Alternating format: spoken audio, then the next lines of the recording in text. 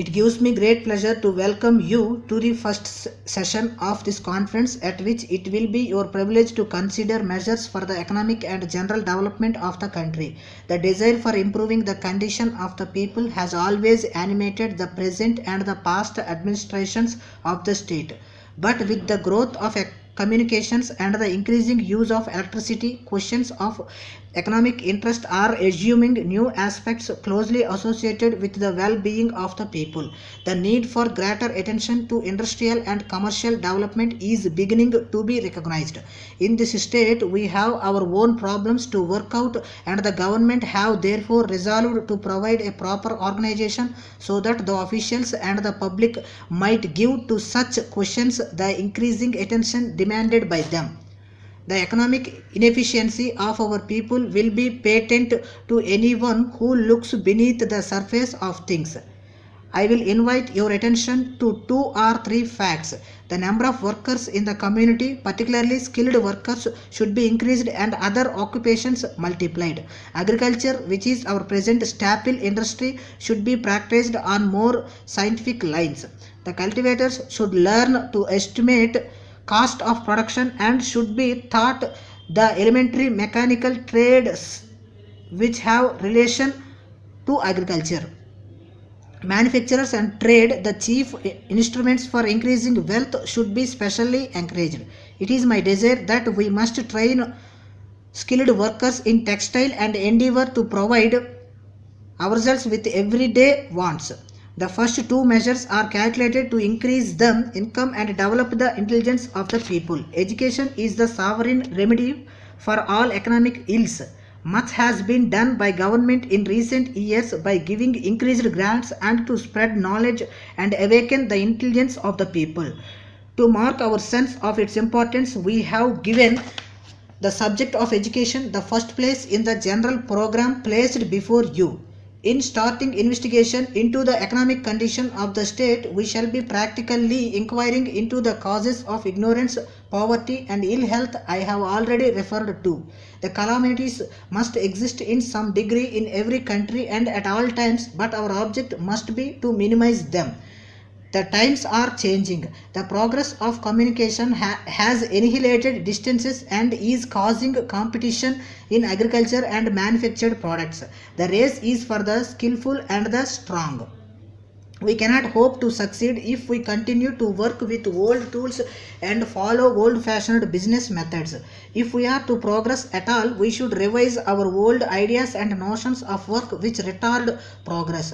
The subjects given in the notification are typically of the questions which will engage your attention, but they are by no means exhaustive. Some of the subjects will take years before any appreciable result is achieved, but there are also many specific questions on which after a few months inquiry and perhaps after taking expert advice, immediate practical action should be possible.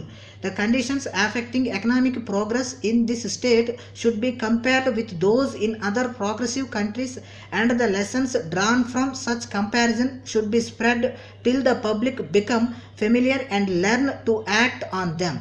If the people are kept thinking and working in this way, some of them will become leaders and experts, and all who are interested in a subject will have the opportunity of forming sound opinions on it. If the leaders are convinced of the necessity of an improvement, they will include the people concerned to take action. If they think that government assistance is necessary, they will apply for it. The number of questions requiring attention is so large that officials by themselves can do very little for their solution.